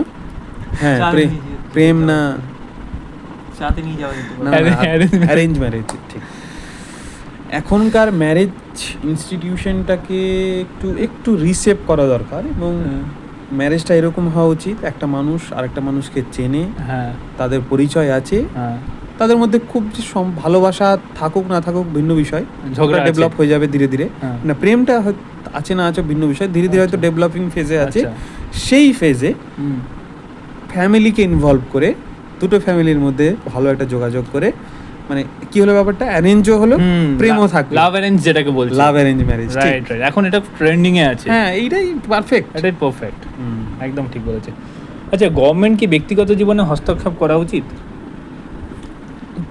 যদি দেখা যায় ওটা related to national security, unity, integrity of the nation, as well as public order, maintaining friendly relation with an foreign country, as well as to maintain health, tranquillity, law and order, then it is necessary. Okay, আর যদি এক্ষেত্রে আর তোমার যদি extreme personal লাইফের মধ্যে interfere করছে, যেরকম whom should you marry, what should you eat, what should you dress up, whom should you pray, এগুলোর ক্ষেত্রে যদি করে, that is unnecessary, and those are rigid and ওই গভর্নমেন্টকে অ্যানার্কিস্ট অথরিটেরিয়ান রেজিম চলে যাচ্ছে। Hard work beats talent, do you believe in that? কিছু ক্ষেত্রে হ্যাঁ, কিছু ক্ষেত্রে না। Okay, hard work beats talent, just like আমরা দুটো এক্সাম্পল নিতে পারি আমাদের legendary footballers Ronaldo and Messi. Messi যদি মেসিকে ধরি, Messi's football talent is a god gifted, whereas Ronaldo বা ম্যামবাপে বা যতগুলো ফুটবলার্স ধরা হোক, ওরা প্রচণ্ডভাবে হার্ড ওয়ার্ক করেছে, ইনক্লুডিং আমাদের যে ইন্ডিয়ান ফুটবলার ছিল Baichung Bhutia, he is from Sikkim, উনিও প্রচণ্ড, মানে উনি এক্সট্রিম পোভার্টি থেকে বিলং করতেন, উনি প্রচণ্ড হার্ড ওয়ার্ক করে আজকে এই ক্যাপেবল হয়েছেন। আর কিছু ক্ষেত্রে ট্যালেন্ট বর্তমান ছেত্রী স্যার, সুনীল ছেত্রী স্যার, উনিও এক্সট্রিম পোভার্টি থেকে বিলং করে। সুনীল ছেত্রী সাহেব, আপনি যদি দেখেন এই ভিডিও, অবশ্যই আমার বিশ্বাস একদিন আপনি দেখবেন, আপনাকে রেসপেক্ট, ভারতবাসীর নাম আপনি সারা পৃথিবীতে বিশ্বের মধ্যে ছড়িয়ে দিয়েছেন। আর খুব সম্ভবত Indian football team will get the ages of football, definitely. আর ট্যালেন্টের ক্ষেত্রে বলি, যারা একটু ট্যালেন্ট থাকে তাদের একটু প্লাস পয়েন্ট থাকে, কিন্তু I think hard work obviously beats talent in some cases. আমি সব ক্ষেত্রে বলবো না, কারণ কি ওটা এক্সট্রিম ওয়ার্ড হয়ে যাচ্ছে। এক্সট্রিম ওয়ার্ড ইউপিএসসি তে এলিমিনেট করে দেবো, কাটো, আগে বাড়ো। আচ্ছা, লাস্ট কোশ্চেন রইলো, এডুকেশন সিস্টেম কি সত্যিই আমাদের জীবনের জন্য প্রস্তুত করে? মানে আমরা যে এডুকেশন সিস্টেমের মধ্যে বড় হয়ে উঠেছি, ক্লাস 6 পড়লে 7 পড়লে 8 পাস করলে 9 ফেল করলে আবার 9 পাস করলে আবার 10, এরকম। কিন্তু বইয়ের পাতায় যেগুলো পড়ছি, সোসাইটি নিয়ে, জিওগ্রাফি নিয়ে, হিস্ট্রি নিয়ে, এগুলো কি আমাদের ভাবায়? এগুলো কি আমাদের মানুষ হিসাবে একটা উন্নততর মানুষের চিন্তা ভাবনায় পরিণত করতে সাহায্য করেছে? আমির সোহেলকে কি করেছে? যেই জিনিসপত্রগুলো বাংলার কবিতায় পড়েছি, জীবনানন্দ দাশের কবিতা হতে পারে, বা ইংলিশে হচ্ছে উইলিয়াম ওয়ার্ডসওয়ার্থের কবিতা হতে পারে, সেই জিনিসগুলোর সারমর্মটা, সেগুলো কি আমরা জীবনে অ্যাপ্লাই করতে পেরেছি? আমির সোহেল কি পেরেছে? কতটা পেরেছে? আসলে এর উত্তরটা অনেকটাই বিস্তারিতভাবে দেওয়া যায়, কিন্তু জীবনের এমন একটা পজিশনে দাঁড়িয়ে আছি যে উত্তরটা দিয়ে যদি অসফল হয়, লোক বলবে যে পাগলা। আচ্ছা, উত্তরটা দিয়ে যদি সফল হয়, বলবে যে বা ভালো কথা বলেছিল। তো আমি একটু শুধু 2 লাইনে বলে দিচ্ছি যে আমাদের যে প্রেজেন্ট এডুকেশন সিস্টেম আছে, সেটা জরুরি, কিন্তু এতটাও জরুরি নয় এই যে কে কতটা মার্কস পেলো ওটা নিয়ে ক্রিটিসাইজ করা, তারপরে মানে মার্কস বেসড রেসপেক্ট দেওয়া, বা বাবা মাদের ফোর্স করা যে ফার্স্ট হতেই হবে, মানে এইসব অনেকটা নেগেটিভ জিনিস। এর থেকে ভালো এটা হয়তো জীবনের কিছু একটা জিনিস আমাদের শিক্ষা দেয়, মানে কোনো একটা পার্টকে আমাদের ব্রেনের একটা পার্টকে আমাদের ট্রেন করে, যেটা মেইন পার্ট, সোসাইটিতে থাকা, মানুষের সঙ্গে ইনভলভ হওয়া, সেই জিনিসটা ভালো ছাত্র হোক বা খারাপ ছাত্র হোক, ওদের কিন্তু ডেভেলপ হয় না। এগুলো ডেভেলপ হয় মানুষের সঙ্গে কথা বলে, অপরিচিত লোকের সঙ্গে ইন্টারঅ্যাক্ট করে, ভ্রমণ জায়গায়, সেটাই বলতে নতুন জায়গায় ভ্রমণ করে, এইভাবে সেই জিনিসগুলো ডেভেলপ হয়। তো যাই হোক, আমি এর উত্তর হয়তো কোনোদিন দেবো, যদি কোনোদিন সফল হই তাহলে। ওকে, তারপর আমি অভিরূপের কাছ থেকে জানতে চাই। এই প্রশ্নটা আমি অভিরূপের কাছেও রাখবো। যে প্রশ্নটা খুব সাধারণ, যে আমরা যেই বইয়ের পাতায় যে জিনিসপত্রগুলো পড়ি বা পড়ে এসেছি, সেই জিনিসপত্রগুলো জীবনে আমরা কি ইমপ্লিমেন্ট করতে পারছি কি না? সত্যি কি আমাদের জীবনের জন্য প্রস্তুত করছে কি এডুকেশন সিস্টেম? আমি তো আজ পর্যন্ত বুঝতেই পারলাম না ইংলিশ গ্রামারের রেলিভেন্স কি মডার্ন ডেটা ইংলিশ বলার জন্য। আমি বলবো না যে those are not useful, those are extremely useful, because Indian geography আমাদের শেখায় আমাদের ভূখণ্ডে কোথায় কী আছে। এটা আমাদেরকে আরও বেশি, মানে আমাদের যে চ্যাপ্টার্সগুলো আছে, আমাদের যে বই সাবজেক্টসগুলো আছে, আমাদের জিনিসগুলো থেকে আরও ভালোভাবে রুবারু করায়। বাট দ্য থিং হচ্ছে, দোজ আর দ্য মানে ওটা ছাড়া আর কিছু নেই। That is the extreme wrong thing. আজকালকার প্যারেন্টস যেমন 95% আনতে হবে, 98% আনতে হবে, তোমাকে নিট যেই ক্লিয়ার করতে হবে, রাইট, ওর বাইরেও জিন্দেগি আছে। Right, that is not absolute things. আমার ছোটো ভাই বোনেরা যারা শুনছো, যারা দেখছো, তাদের কাছে একটাই আমাদের 3 জনের পক্ষ থেকেই হয়তো রিকোয়েস্ট থাকবে যে বইয়ের পাতায় যেগুলো পড়ো, যেগুলো শেখো, বা বন্ধুবান্ধবের কাছ থেকে যেগুলো শিখতে পাও, সেগুলো নিজের জীবনের ভেতরে কিছুটা ইমপ্লিমেন্ট করার চেষ্টা করো। আর একটা জিনিস আমি বলতে চাই, যেটা তোমার না সেটা তুমি কখনো পাবে না, আর যেটা তোমার সেটা তোমাকে পাওয়ার থেকে কেউ আটকাতে পারবে না।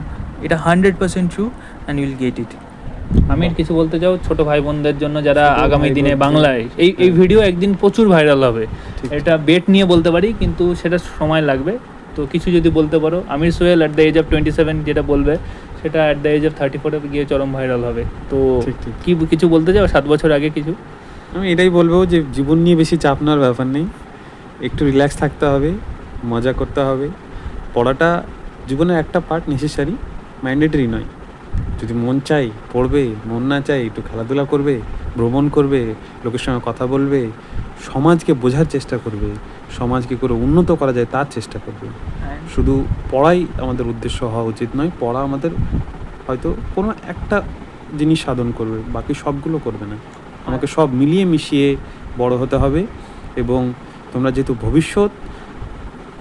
ভবিষ্যৎ তোমাদের হাতে, তোমাদের মাইন্ডসেট, তোমাদের ব্যবহার, আচার এভাবেই গড়ে তোলা উচিত। এবং বেস্ট অফ লাক ফিউচার। ইয়া। আর আমি বলবো একটা জিনিস, গভর্নমেন্টের কাছে রিকোয়েস্ট থাকবে যে মোরাল সায়েন্স সাবজেক্টটা যেটা ইন্ট্রোডিউস করা হয়েছে জুনিয়র ক্লাসেসের জন্য, সেটাকে প্রত্যেকটা টিল ক্লাস 12 অবধি এটাকে কম্পালসারি করা দরকার, ইনক্লুডিং তাদেরকে একটা লিমিটেড স্পেয়ারের মধ্যে যেন না আটকে হোক। যেরকম সায়েন্সের স্টুডেন্টরা খালি সায়েন্সই পড়বে, কমার্সের স্টুডেন্টরা ঠিক। কমার্সই পড়বে। ঠিক। তো ন্যাশনাল এডুকেশন পলিসি 2020-র আন্ডারে এটা একটু চেঞ্জেস আনা হয়েছে, বাট আমি রিকোয়েস্ট করবো যে আমাদের যে রিনাউন্ড পার্সোনালিটি আছে Indian renowned personality, think tanks আছে, ইনক্লুডিং যা আমাদের অন্টারপ্রিনার্সরা আছে, তাদের ব্যাপারে জানানো হোক। ওকে। এই তাহলেই ওরা আরও ইন্টারেস্টেড হবে। Just they should not go for government jobs আর Right, ফিক্স right, কিছু right, লাইনস আছে right, right. যেটার জন্য তারা এনকারেজ হবে না। They will think about startups, they will think about different things. তারা ভাবে বিদেশে গিয়ে পড়বো, রাইট তারা আরও উন্নত হবে, রাইট না কি আমাদের মতন র্যাট রেসের মধ্যে দৌড়বে। রাইট। তো অন্টারপ্রেনারশিপ যেটা উদ্যমপতি বা বলা যেতে পারে, তো অন্টারপ্রেনারশিপ আমাদের ভারতবর্ষের ফিউচার। এবং ব্যবসা বাণিজ্য সব কিছুই থাকবে, চাকরিও থাকবে, সব কিছুই থাকবে, বাট আমাদের নিজেদের কর্মসংস্থান এবং অন্য সংস্থান, নিজেদের জন্য তো বটেই, বাট অন্যের জন্য এটা আমাদের নিজেকে ভাবতে হবে, বুদ্ধি খাটিয়ে করতে হবে।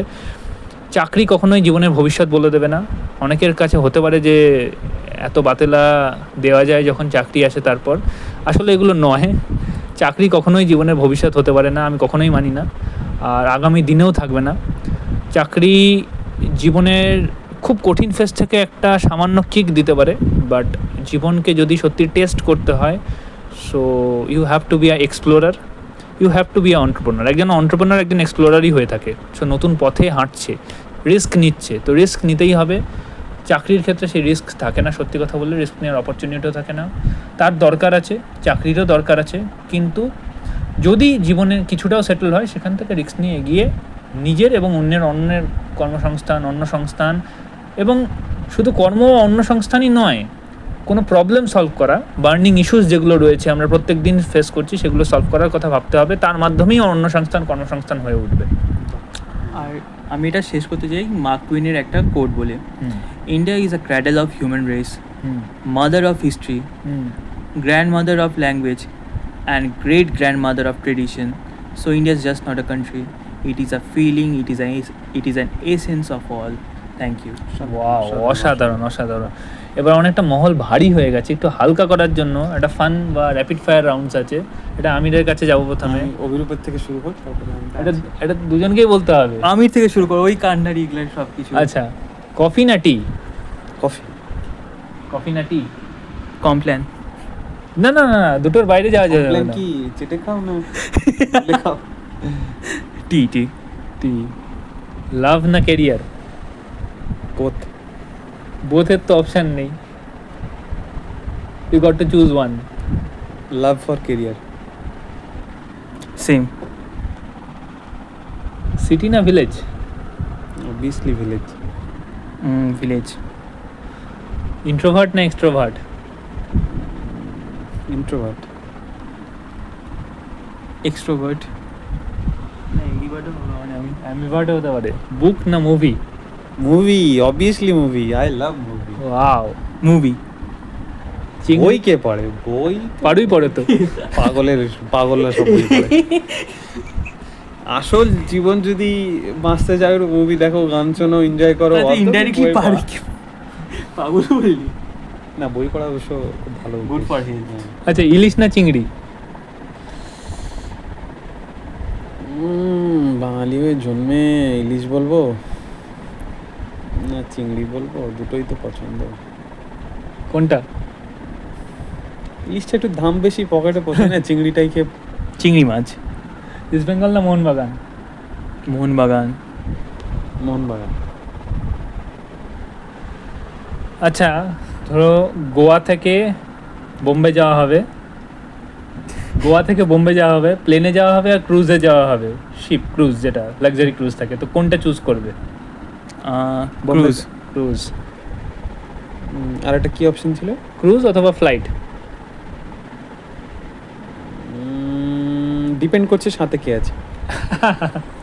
যদি মনে হয় বন্ধু বান্ধব, প্রেমিকা, হ্যাঁ। ভালো লাগবে সময় কাটাতে, হ্যাঁ। তাহলে অবভিয়াসলি ক্রুজ। যদি মনে হয় বা যদি এরকম সিচুয়েশন থাকে যে না কাজের প্রেশার আছে আর কিছু, তাহলে অবভিয়াসলি ফ্লাইট। ডিপেন্ডস অন সাথে কে আছে। আবার এসএনটিসিএসসিতে আসা যাক, ছোট্টভাবে শেষ করব। এসএনটিসিএসসিতে জার্নি শুরু এবং আজ পর্যন্ত কেমন গেছে, কেমন কাটলো, কেমন অভিজ্ঞতা হলো, নতুন মানুষদের সাথে আলাপ আলোচনা, প্রিয় বন্ধু কে কটা হলো? আসলে এখানে যতজনের সঙ্গে পরিচয় হয়েছে সবাই কাইন্ড অফ ইন্টেলেকচুয়াল পারসন, চালাক মানুষ, সবার মধ্যে কিছু একটা গুণ আছে, একটা জানার একটা খিদে আছে। সবাই এটা এমন সোসাইটি বা এমন লাইফ মানে অলরেডি কাটিয়ে এই জায়গায় এসছে, সবার কাছে একটা কাহিনী আছে, তার বড় হওয়া, তার শিক্ষা বা তার ভালো লাগা, খারাপ লাগা, বিভিন্ন ধরনের জ্ঞানের কথা, নলেজের কথা, ফানি কথা, যাই হোক সবাই খুব ইন্টারেস্টিং পারসন। এবং এই যে সময়টা কাটলো আমাদের, কাছাকাছি ধরা যেতে পারে সকাল থেকে সন্ধ্যা হওয়া পর্যন্ত। মানে পাট করে সকাল হলো, হঠাৎ করে সন্ধ্যা হলো, রাইট। মানে এত ফাস্ট আমার জীবনে অনেক জায়গায় মানে কেটেছে, এরকম মনে হয়েছে যে খুব তাড়াতাড়ি সময়টা চলে গেল, কিন্তু এতটাও মনে হয়নি যে এত তাড়াতাড়ি সময় চলে যাবে। এই আর কি। অভিরূপের এসএনটিসিএসসি জার্নি কেমন ছিল? ইট ওয়াজ অসাম। এটা আমাকে প্রচণ্ড করে লার্নিং দিয়েছে, যে মানে কি সব ধরনের লার্নিং দিয়েছে, পজিটিভ লার্নিং, নেগেটিভ লার্নিং, কখন ইমোশনাল হতে হবে, কখন ইমোশনাল হতে হবে না, how to make friends, how to কিছু ডিস্টেন্স রাখতে হয় সবার থেকে, কি করে মানে টোটালি মানে যেটা আমি এতদিন আমার মধ্যে ডেভেলপ করে আসলাম টিল মাই কলেজ, কেন কি আমার কলেজ সব নর্থ বেঙ্গলে ঢুকে হয়েছে, টোটালি যেটা ডেভেলপ করেছে সেটা এখানে এসে একদম মানে আরও মানে একটু নিজেকে আরও ডেভেলপ করতে সাহায্য করেছে এসএনটিএসসি। গঙ্গা হোস্টেলের অভিজ্ঞতা কেমন? বার্থডে সেলিব্রেশন, জল ছুঁড়ে মারা, শুরু থেকে আসলে হোস্টেলে অনেক কাহিনী আছে, এত কম সময় হয়তো বলে সম্ভব হবে না, কিন্তু এটুকুই বলবো যে হোস্টেলে না আসলে জীবনের একটা পার্ট মিস করে যেতাম। এই গঙ্গা হোস্টেলের কথা বলছি, অনেক হোস্টেলে থেকেছি এর আগে, কিন্তু গঙ্গা হোস্টেলে না আসলে মানে ওই মৃত্যুর আগে যে মানুষের জীবনে পুরো স্মৃতিটা একবার রিমাইন্ড হয় না, ওই রিমাইন্ড হওয়ার সময় এই স্মৃতি যখন আসবে হট করে মুখে হাসি ফুটে উঠবে। তো এমন কি হয়েছে, এমন একটা অভিজ্ঞতা? অনেক অভিজ্ঞতা আছে, রাত জেগে কাজ করা বা ম্যাগাজিন বানানো বা পড়াশোনা করা, তারপরে বা আমাদের এইটা 42 রুমটা পুরো গঙ্গা হোস্টেলের মধ্যে সব থেকে মানে কমফোর্ট জোন একটা আর কি, ছেলেদের কাছে যে আসবে একটু গল্প করবে, হাসি ঠাট্টা করবে। ছেলেদের কাছে? মেয়েরা যেহেতু অ্যালাউ নেই, অ্যালাউ থাকলে হয়তো আসতো, অবশ্যই আসতে পছন্দ করতো, কিন্তু দেয়ার ইজ সাম রেস্ট্রিকশন, মানে সবারই ভালোর জন্য হতে পারে। যাই হোক, যারা এসছে বা যারা আসেনি তারাও এই রুমের কথা শুনেছে। কি আছে 42 নম্বর রুমে, কেন আসতে চায় সবাই, সেটা আমি দর্শকের কাছে জানতে চাইবো, বা আমার যেগুলো হোস্টেল মেট তাদের কাছে জানতে চাইবো। কমেন্টস করবেন যে 42 নম্বর রুমে কি আছে। হ্যাঁ, যাই হোক, খুব ভালো কেটেছে আর কি, খুব ভালো কেটেছে। গঙ্গা হোস্টেলের কেমন কেটেছে? Ganga hostel specially first of all এই হোস্টেল, গঙ্গা হোস্টেল, এটা হচ্ছে আমার ফার্স্ট হোস্টেল লাইফ। এর আগে আমি জীবনে হোস্টেলে থাকিনি, মানে আগে একটা পারসেপশন ছিল এই হোস্টেল আগে র্যাগিং করে দেবে, মানে সিনিয়র্সরা ধরে পেটাবে, মানে এই জন্য ভয় ছিল আজ পর্যন্ত কোনো হোস্টেল থাকা হয়নি। এই গঙ্গা হোস্টেলটা হচ্ছিল আমার ফার্স্ট হোস্টেল। ওকে, ভয় ছিল প্রথম দিকে? ভয় তো একটু একটু ছিল, আবার সিনিয়র্সটা কেমন কেমন হবে হ্যাঁ একটু ভয় ছিল, একটু হ্যাঁ। সামান্য ভয় ছিল। হুম, বাট এখানে যখন আমি এঙ্গেজ হলাম, এখানে যখন থাকা শুরু করলাম, হ্যাঁ। এখানে যখন বন্ধু বানাতে শুরু করলাম, হুম, বাস ফ্যাবিউলাস, অসম। এটা একদম মানে কি বলবো, এটা শেষ নিঃশ্বাস অবধি মনে থাকবে। আচ্ছা। আমার রুমমেট সোহেল, হ্যাঁ, যে একদম দারুণ রান্না করে, হ্যাঁ। দারুণ মানে by the way, দারুণ। সোহেল কিন্তু দারুণ, দু চারটে জিনিস সোহেলের দারুণ গুণ আছে। এক তো গল্প অসাধারণ, বলে অসাধারণ গল্প বলে। অসাধারণ। আর নয় মীর, আসছে আবার আমির। আমির। এটা আমাদের নতুন মানে একটা পডকাস্টের ছিল, আসবে অবশ্যই একদিন আসবে আমার বিশ্বাস। আমি ওকে বলে রেখেছি যে ওর গল্প শ্রোতার মানে শোনার মতো। আর রান্না খুব সুন্দর রান্না করে, আর ব্যাপক। আর শুরু প্রথম দিন আমি না জানে ভান করে আমাকে যে বলে দেওয়া কিছু তো এক গল্প আছে, আসবে কোনো দিন সেই ব্যাপার। ঠিক আছে। গঙ্গা তাহলে ভালো বন্ধু কারা কারা, কটা বন্ধু হয়েছে, খুব ক্লোজ ফ্রেন্ড কারা কারা রয়েছে? জিজ্ঞেস করে যে কটা বান্ধবী হয়েছে। বাই দ্য ওয়ে, অভিরূপের অনেক বান্ধবী, অনেক মা দেখবে মা দেখুক, ঠিক আছে, বন্ধু বান্ধবী সকলেই রয়েছে। আন্টি জানে, আন্টিকে নিয়ে কোনো চিন্তা নেই। তো অভিরূপকে চেনে না গেটম্যান থেকে শুরু করে, মানে বলা যেতে পারে ওই আমাদের স্যার, কি নাম, ডাইরেক্টর সরজিৎ স্যার, হ্যাঁ, মানে সুরজিৎ পরিকাস্ত স্যার চেনে না অভিরূপকে এক নামে, মানে কেউ নেই, সকলে চেনে, সবাই ওর বন্ধু। তো অভিরূপ এরকম জনপ্রিয়তার কারণ কি? ভোটে দাঁড়ালে এটিআই এর কনস্টিটুয়েন্সি থেকে ভোটে দাঁড়ালে, ওটা তো তোমার পোস্টার ছাপানো হয়েছে, এটা তো জিতে যেত। কেন জনপ্রিয়তার কারণ কি? সকলে কেন এত পছন্দ করে অভিরূপকে? আমি জানি না, বাট আই থিঙ্ক। আমাকে একটু যেতে হবে। হ্যাঁ হ্যাঁ আপনার স্যার কোথায়? হ্যাঁ, ফ্রাইড রাইসটা নিয়ে আসবি। ঝপ করে নিয়ে আয়। হ্যাঁ বল। হ্যাঁ, এটা কিছুই না, জাস্ট সবাই ভালোবাসে, আমি সবাইকে ভালোবাসি। একটা জিনিস আমি বলতে চাই, এটা একটা জিনিস আছে যেটা এটা ম্যানুস্ক্রিপ্টে লেখা পেয়েছে, সব্বে সত্তা সুখিদাহান্তু, মানে পৃথিবীর সকল প্রাণী সুখী হোক। মিনস তুমি এটা যদি চাও, you will be spreading positive aura, positiveness ছড়াবা, including you will be getting something, because এই ওয়ার্ল্ডটা চলে গিভ অ্যান্ড টেক, মানে তুমি যদি যেমন দিবা ওয়ার্ল্ডকে সেমনই পাবা। So that is the thing. আচ্ছা, গঙ্গা হোস্টেলে বন্ধু বান্ধব কারা, কতজন ক্লোজ বন্ধু কারা কারা রয়েছে, খুব ক্লোজ কারা? খুব ক্লোজ বলতে সবাই আমার এখানে বন্ধু আছে, হ্যাঁ, কিন্তু সবাই তো রয়েছে, একদম ক্লোজ সার্কেল 10 জন। আমি টপ 10 শুরু করছি যখনই আমাদের যে সেশনটা চালু হলো 10 তারিখ, আমার স্টিল মনে আছে। আমি 11 তারিখ শিয়ালদা থেকে ডাইরেক্ট আমি না, সব আমার গল্প শুনবো। আমি দর্শকদের জানতে চাই যে টপ 5 এর মধ্যে কারা থাকবে? টপ 5 এর মধ্যে তো এটা তাহলে পরে ঝামেলা হয়ে যাবে গা। বলতে তো হবে কিছু। আচ্ছা, টপ 10 করে দিলাম, চলো টপ 10।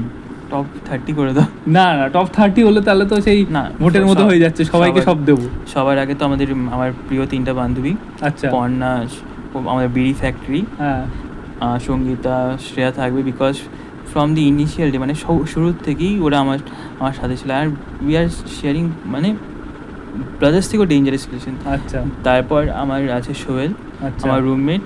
আচ্ছা, মিনস ও আমার থেকে অনেক বড়, মানে ও 27 আর আমার হচ্ছে 23, বাট ও আজ পর্যন্ত রিয়েলাইজ করতে দেয়নি যে ও আমার দাদার বয়সী। Means I am enough fortunate যে সোহেলের মতো রুমমেট পেয়েছি, কারণ ও ইচ অ্যান্ড এভরি সিচুয়েশন, যেমন কখন আমি যদি ইমোশনাল ব্রেকডাউন হয় বা কিছু, ও আমাকে কনসোল করে বা ও বুঝিয়ে ঠুজিয়ে দেয়, মানে ব্যাপারটা ও শর্ট আউট করে। ঝামেলা হলে শর্ট আউটিং ডিপার্টমেন্টও। তারপরে যে কল্পকদা হচ্ছে আমার কি বলবো, মানে সব জিনিসে এনকারেজ করতে থাকে, ইনক্লুডিং কল্পকদার জন্যই আমাদের এই নতুন কনসেপ্ট উঠলো ভাই কটক যাই। কল্পকদাকে বললো ভাল লাগছে না, চল ইকো পার্ক। কল্পকদা ভাল লাগছে না, চল দক্ষিণেশ্বর। মিনস যত ভালো কাণ্ড করতে হয়েছে সব আমার কল্পকদার জন্যই, মানে করতে পারছি না। যদি কল্পকদা না থাকতো, আমি একটা জিনিস শিওর ছিলাম, আমি কলকাতাকে অত ভালো করে চিনতে পারতাম না যেটা আজ পর্যন্ত চিনতে পারছি। তারপর আমার রুমমেট পারুই প্রচণ্ড ভালো ছিল, কিছু আনলেও মানে ফার্স্ট অফার করে, খাবি নাকি। এটা পারুই খুব বড় গুণ, খাবার আনলেই, বাড়ি থেকে চন্দননগরে বাড়ি, খাবার আনলেই, মিষ্টি আনলেই দিয়ে দেয়, ইনক্লুডিং ও আমাকে একটা ডায়েরিও গিফট করেছে। I am very grateful for him. তারপর আমার সোমেন, আচ্ছা, প্রচণ্ড ভালো ভাই, মানে অসম। আজই ওর সাথে আলোচনা হচ্ছিল আরামঘাটায়, আমাদেরও পৈতৃক বাড়ি ছিল একসময় আরামঘাটায়।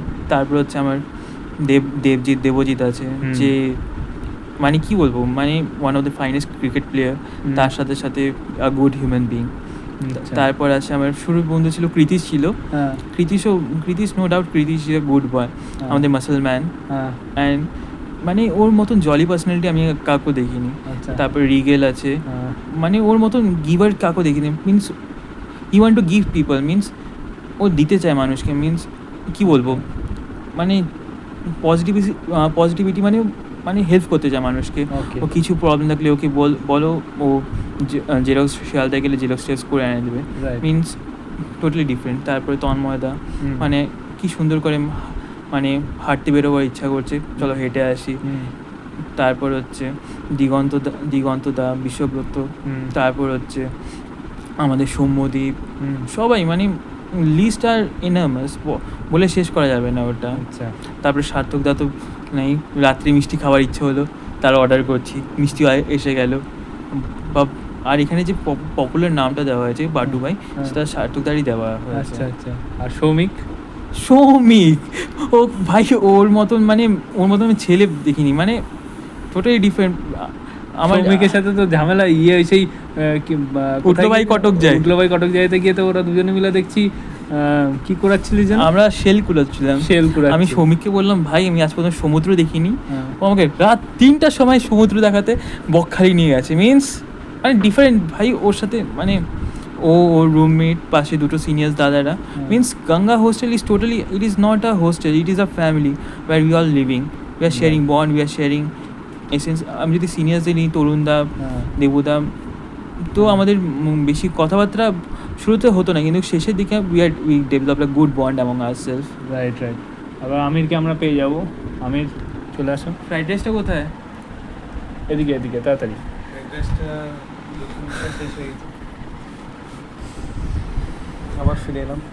আবার ফিরে এলো আমির। আচ্ছা আমির ক্লোজ 10 জনের নাম বলতে হবে, খুব ক্লোজ 10 জন কারা কারা? এটা না আমাকে জিজ্ঞেস করো না, আসলে সবাই এত ক্লোজ যে আমি আগে শুরু হোক 10 থেকে আসুক। সিলেক্টিভ কারো নাম আমি ঠিক, আর নাম একটা মনে রাখার আমার সমস্যা আছে, আমি নাম মনে রাখতে পারি না লোকের। সবাই ভালো লাগে, সবার সঙ্গে কথা বলি। ক্লোজ 10 জন, খুব মজা হয়েছে এই 10 জনের সাথে, মানে ইন্টারাকশন বেশি হয়েছে এই 10 জনের সাথে। বন্ধু তো সকলেই, ইন্টারাকশন বেশি হওয়ার সুযোগ হয়েছে হয়তো এই 10 জনের সাথে। এই নামটা মনে করা একটা সমস্যা আর কি আমার জন্য, নাম আমি মনে করতে পারছি না ঠিক আর কি।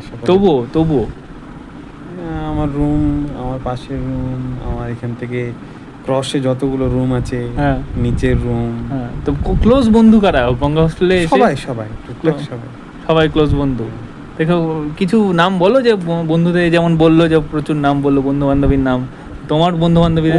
হ্যাঁ, আর একটা ইন্টারেস্টিং বিষয়, আমাকে তো কেউ প্রথমে চিনতো না। আচ্ছা, যেই দেখা হলো, আচ্ছা তোমার নাম কি? আমার নাম এই। আচ্ছা তুমি কি এখানে থাকো? আমি বললাম হ্যাঁ। যে কোনটা রুম? আমি বললাম যে 42। আচ্ছা অভিরূপের রুমমেট? হ্যাঁ হ্যাঁ। তো অভিরূপ আমার জন্য একটা ল্যান্ডমার্ক আর কি, যে আমি অভিরূপের রুমমেট। ওর কেমন লাগতো শুনতে? খুব ভালো লাগতো আমার। আচ্ছা, ভালো লাগতো। ওর থ্রুতে আমার সমস্ত বন্ধু বান্ধবী এইসবের সঙ্গে পরিচয় হওয়া, কথাবার্তা হওয়া, এইসব আর কি ভালো কেটেছে সময়।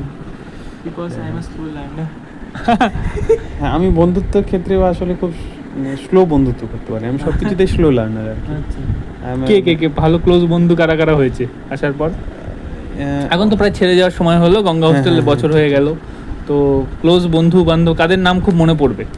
আমার মনে হয় অভিরূপ যার যার নাম বললো সবাই আমার লিস্টে আছে আর কি। আচ্ছা, মানে আমি ডিটু চেপে দিতে চাইবো আর কি। রিস্কই নিতে চাই না, কোনো নামই উচ্চারণ করতে চাই না।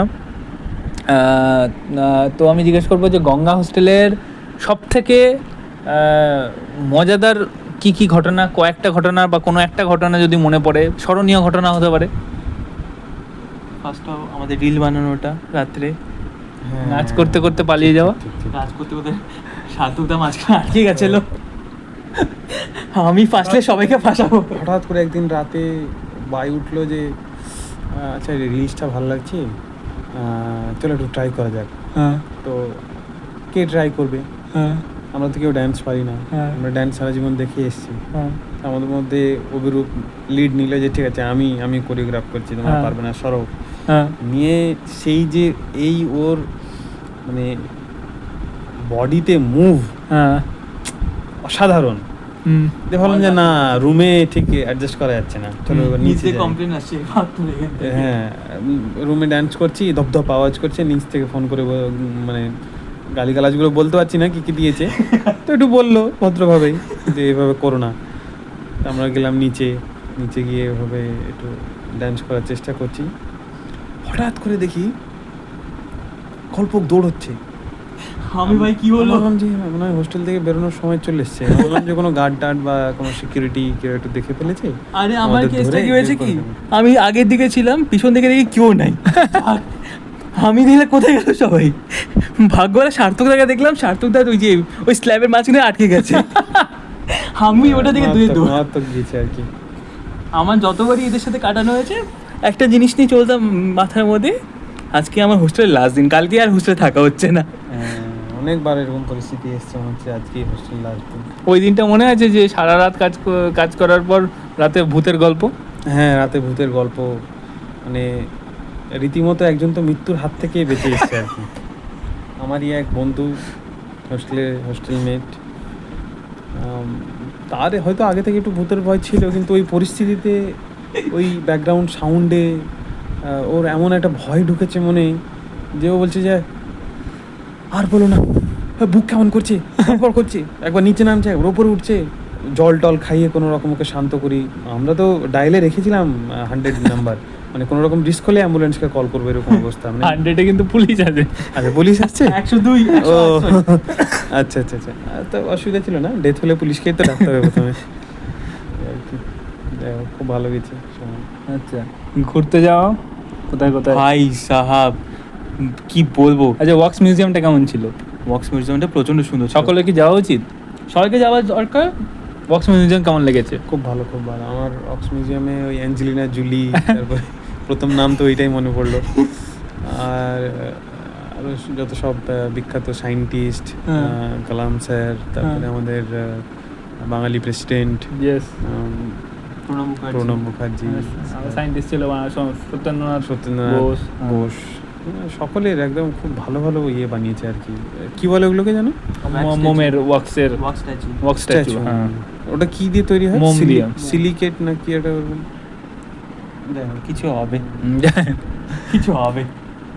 আচ্ছা, আমাদের পর্ব যে সমাপ্তির দিকে চলে এসছে, তো শেষ এটা আমরা শুট এমন একটা সময় করলাম, আর কিছুদিন পর আমাদের চলে যাওয়ার সময় অনেক কটা পরিস্থিতির মধ্যে আমরা করছি। অ্যাকচুয়ালি ভোট এখনও হয়নি বাংলায়, ভোট হবে 23 এবং 29 এপ্রিল ভোট হবে। সকলে ভোট দেবেন, আগে ভোট দান তারপরে জলপান। আঙুলের ছাপ ম্যাটার করে, আপনি যেখানে ভোট দিন নির্ভয়ে ভোট দিন, বাইরে বেরিয়ে ভোট দিন, আপনার পছন্দের প্রার্থীকে মনোনীত করুন নিজ বিধানসভা থেকে, এবং ভোট দেওয়াটা খুব গুরুত্বপূর্ণ। 4 তারিখ হচ্ছে ভোটের রেজাল্ট বেরোবে, আমাদের এখানে 24 তারিখ হচ্ছে এক্সাম আছে, তারপরে আমরা 10 দিনের মধ্যেই আমাদের এখান থেকে মোটামুটি আমাদের কোর্স কমপ্লিট। এক্সাম ক্লিয়ার করলে কেউ থাকলো, কেউ বাইরে গিয়ে করলো, যেমন রুচি সেটা করতে পারে, বাট আমাদের কোর্স সমাপ্ত হয়ে যাবে 24 তারিখের পর থেকেই আমাদের সমাপ্ত হয়ে যাবে, 24 তারিখ অবধি আমাদের কোর্স। তো এই পরিস্থিতিতে আমরা এই ভিডিও রেকর্ড করছি, রাত এখন 2:30। কেন এই কারণে করলাম, কারণ আমি এদের সাথে প্রচণ্ডভাবে মিশেছি, থেকেছি, আমরা অনেক কিছু করেছি 42 নম্বর রুম থেকে। হয়তো এদের সাথে আর কবে দেখা হবে না হবে ভগবান তো জানে না, কী হয় না হয়, কখন কারোর মানে দেখা হওয়া ওরমভাবে সার্টেন হয় না। তো আমি রিকোয়েস্ট করলাম কি আদেও প্লিজ একবার বসো, ভিডিও আপলোড হয়তো পরেই হবে, কারণ এখন হলো অনেক কিছু, তো ভিডিওটা তুলে রাখলাম। তো ডেফিনেটলি আপলোডেড থাকবে, বাট প্রাইভেট থাকবে, মেবি পরে পাবলিক করে দেবো। এই পরিস্থিতিতে করলাম।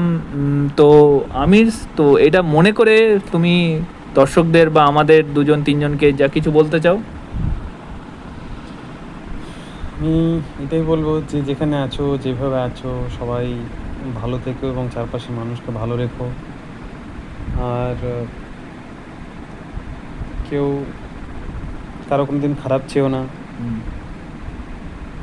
অপ্রয়োজনীয় লোকের ভালো করার চেষ্টা করো, কাউকে বিপদে দেখলে হেল্প করো, এসবই গুণ নিয়ে চলা উচিত জীবনে।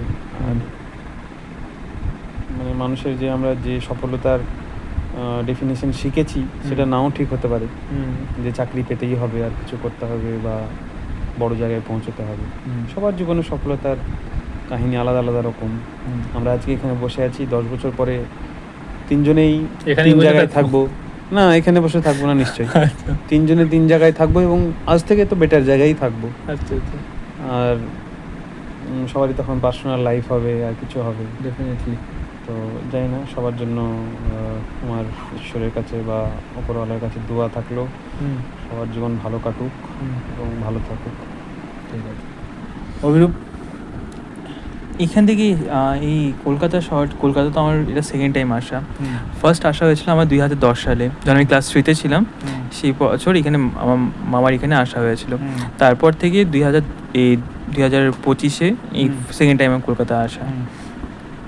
কলকাতা আমাকে শিখিয়েছে অনেক, মানে যেটা আমি মানে বাড়িতে বসে বা সলিটিউডে থেকে যেটা শিখতাম, সেটা আমাকে কলকাতা প্রচণ্ডভাবে শিখিয়েছে। মানে I will be very grateful. এখন খুব তাড়াতাড়ি, মানে তাড়াতাড়ি বলতে আরও তাড়াতাড়ি হচ্ছে, মানে কি বলবো, 24 তারিখের মধ্যে আমাদের কোর্স শেষ হয়ে যাচ্ছে। 3 জন, মানে যতজন বন্ধুরা আছে তারা কোন জায়গায় থাকবে, কে কোথায় থাকবে, nobody knows, right. But the thing I learned from here, it will help me, it will give me a lifelong learning. Right. Thank you. আর কিছু বলতে চাও যে শ্রোতাদের বা বন্ধুদের বা হোস্টেলমেটদের বা যাদের সাথে পরিচয় হয়েছে? খালি আমি একটা জিনিসই বলবো সবাইকে, be good, help other, because এই ওয়ার্ল্ডটা চলে হচ্ছে একদম গিভ অ্যান্ড টেক পলিসি। তুমি যেমন দিবে তেমনই তুমি পাবে। Always spread happiness, be chill, চাপ নিবে না, because your ultimate enemy is not your opponent, it is your mind. যেমন যেটা তোমার অপোনেন্ট বা যেটা তোমার কাছে আসছে না, সেরকম ধরনের একটা কম্পিটিটিভনেস বা এনিমি তোমার মাইন্ড তৈরি করে দেবে থ্রু আনসার্টেনিটি বা ডিস্ট্রেস বা অ্যাংজাইটি বা ডিপ্রেশন দিয়ে। সো বি চিল, যে সিচুয়েশনটা আসবে, you will win or lose, তুমি হারবে বা জিতবে, বাট কখনো ওটা থেকে ভাগবে না, জাস্ট লড়াই করে যাবে। That is my thing. Okay বন্ধুগণ, আজ এখানেই আমরা ইতি টানছি। এটা অনেক দরকারি পডকাস্ট ছিল আমার জন্য, আমার দুই রুমমেট। আমি বাকি রয়ে গেল, অনেক গল্প বাকি রয়ে গেল, কিছু গল্প হয়তো বাকিই থাকবে আর কিছু গল্প আবার কোনো একদিন আনা হবে। তো এটা আমি যেচেই ওদের দুজনকে ধরে এনে বসিয়েছি। এখন আমি এই পডকাস্টের মধ্যে নেই, বহুদিন নেই, প্রায় 2-3 মাস হয়ে গেছে নেই। স্টিল ওদের ধরে এনে বসিয়েছি বিকজ আমার জন্য এটা খুব ইম্পর্টেন্ট ছিল তাদের দুজনের সাথে কথোপকথন করা এবং সেটাকে রেকর্ডেড ভার্সানে রাখা। তো এটা পরে দেখতে পারবো, পরে ওরাও দেখবে, ওরাও নিজেদের কথা আজ থেকে 10 বছর পর যখন দেখবে তখন ভাববে যে কী ভেবেছি, কী বলেছি, কতটা মিলেছে, কতটা মেলেনি। কারণ আজকে অনেক কোয়েশ্চেন্স ওদের থ্রো করা হয়েছে, সেই কোয়েশ্চেন্সগুলো ওরা কিন্তু যথাসম্ভব উত্তর দিয়েছে এবং যথেষ্ট ভেবে দিয়েছে। তো ওরা নিজেরাও পর্যালোচনা করতে পারবে আজ থেকে 10 বছর পর, তখন আমি যেই থট প্রসেস ছিলাম এখনও কি সেই থট প্রসেসে আছি না নেই। রেকর্ডেড ভার্সান থাকলে এগুলো সুবিধা হয়। তো আজ আমার দুই বন্ধুকে জানাই থ্যাঙ্কস আমার এই পডকাস্ট চ্যানেলে আসার জন্য। ছোট্ট পডকাস্ট, কিন্তু কোনো একদিন হয়তো বড় হুট করে হয়ে গেল, তখন মনে হবে যে আরে এটা তো 1 মিলিয়ন, এখানে তো আমিও তখন তো 100 জন ভিউজ ছিল। তো ঠিক আছে, চলো টাটা সকলকে, বাই বাই, সকলে ভালো থাকবেন, আবার দেখা হবে, সুস্থ থাকবে।